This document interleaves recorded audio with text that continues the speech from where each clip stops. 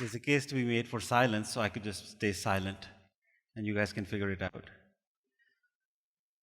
But I'm here to tell you 3 stories, and unless I speak, I won't be able to tell you those stories. The first story is about a friend of mine who lost her mom recently to ovarian cancer.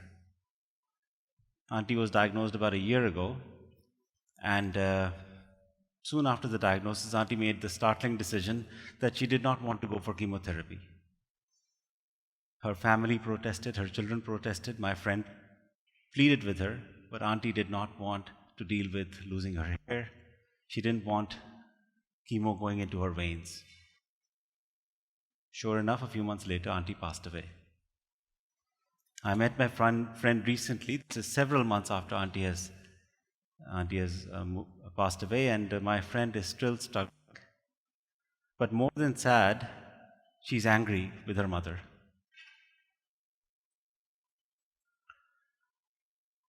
The second story is about another friend of mine. We grew up together. We went to school together. After school, I went to med school. He went to LUMS.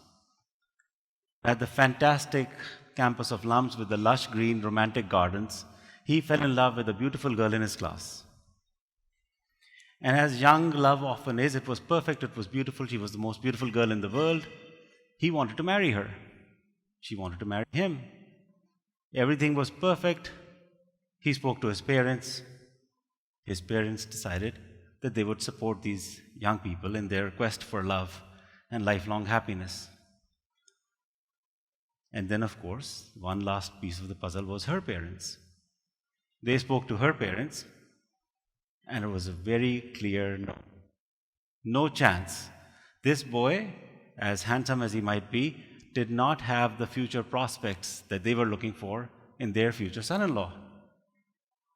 It was a hard no. This young love, this budding love story came to a rapid and painful end. The third story is about my son, Haroon. He's 4 years old. He loves everything about being 4 years old. He loves that he gets to play all day. He loves that he has a lot of toys. He loves his friends in school. He loves everything except for one thing, that he's the second-born child. More than anything else, Haroon wants to be the elder child, except for this one inconvenient fact that this one person who is 3 years older than him exists in the family.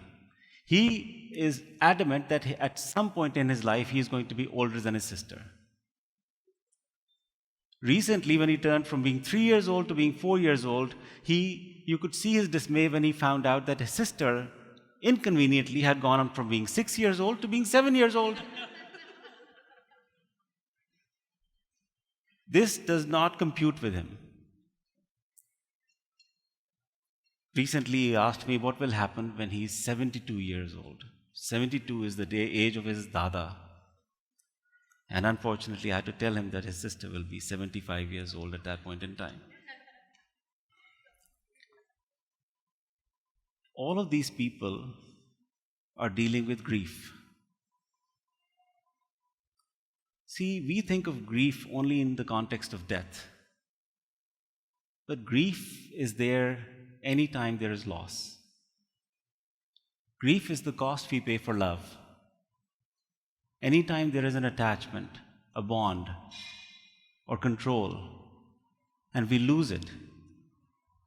We lose a relationship, we lose a friendship, we lose a toy, there is grief.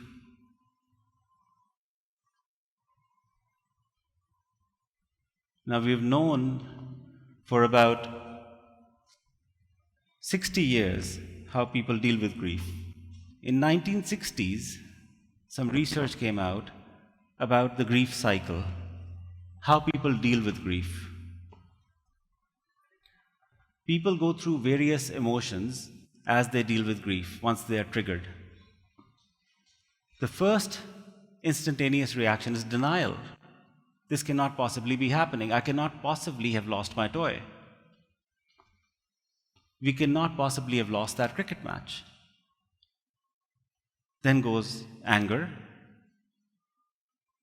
How is this possible? This is not fair.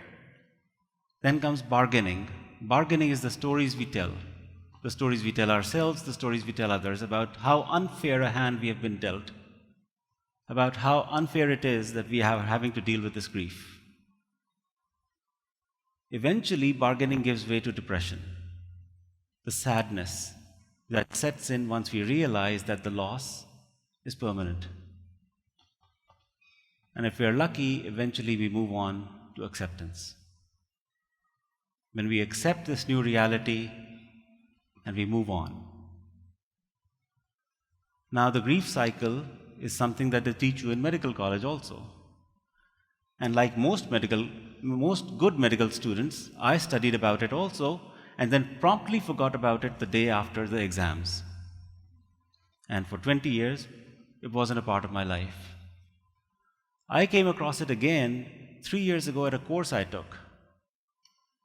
It was a course about leadership. I went in expecting Excel sheets and charts, talking about performance management. But instead, we were talking about grief. We were talking about the grief cycle. And we were talking about how to deal with grief, internal and external.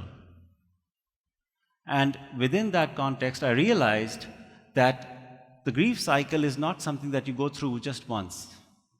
For any grief, big or small, one time or ongoing, you go through this cycle again and again until you truly process the grief. You can get trapped in it. You can oscillate between the various stages until somehow you make your way through it. And the tools that I came away from this course, that there are 3 tools that you can use sometimes to help you move out, to help you break away, to achieve escape velocity out of this grief trap. Very simple tools, very simple concepts. Gratitude, forgiveness, and finding a new bond.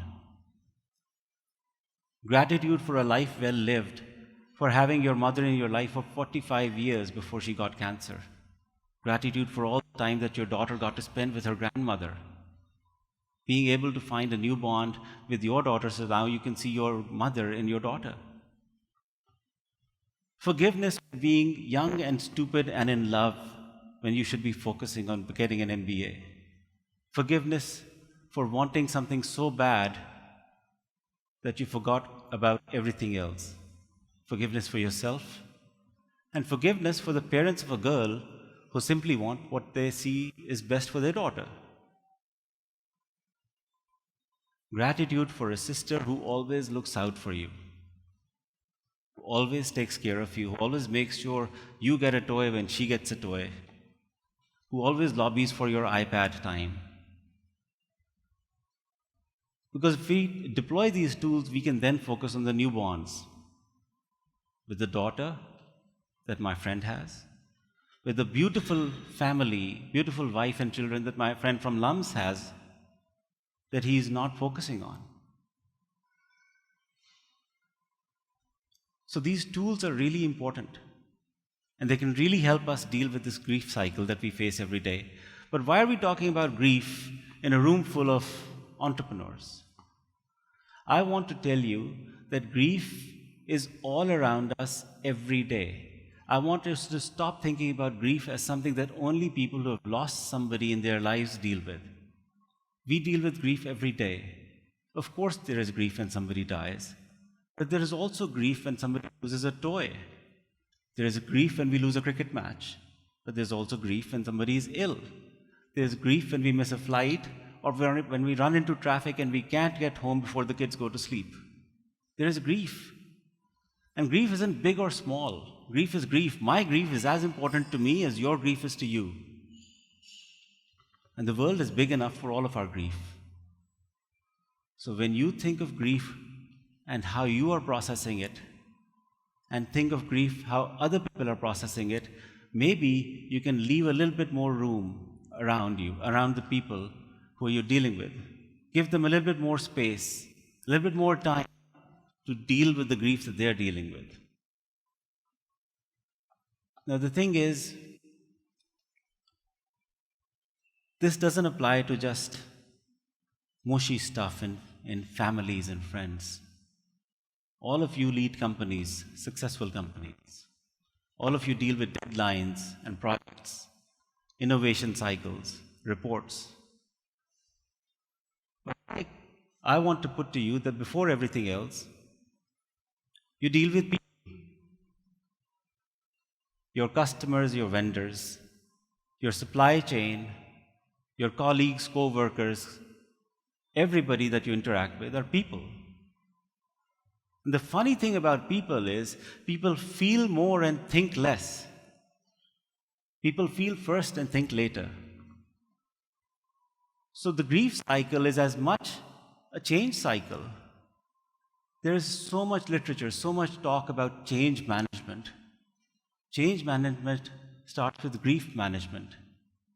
Anytime you change somebody's reporting line, anytime you move up a project deadline, anytime you give somebody a promotion or don't, anytime you give somebody a promotion or don't, anytime any change in the workplace happens, you trigger the same grief cycle: denial, anger, bargaining, depression, and acceptance.